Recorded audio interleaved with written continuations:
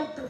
એક ગામમાં બે છોકરા ત્રણ છોકરા હતા. બે છોકરા રહેવા આવવાના જ નહોતા અને એક રહેવાથી વયો ગયો હતો. અને પછી એ માર્ગે ચાલ્યા. માર્ગે અલગ અલગ ત્રણ રસ્તા આવ્યા. રસ્તે પછી ચાલ્યા એટલે એને એક ઝાડ મળ્યું. ઝાડ નીચે તરબૂચ મેં આરામ કર્યો. બે ઝાડ હતા જ નહીં અને એક ઝાડ ઉગવાનું જ નહોતું. ત્યાં એને બે તરબૂચ મળ્યા.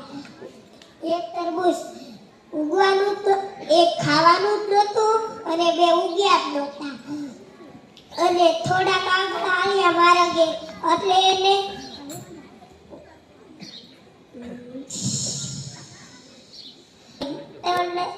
ત્રણ નદી મળી. બે નદીમાં પાણી જ નહોતું અને એક નદી સુકાઈ ગઈ હતી.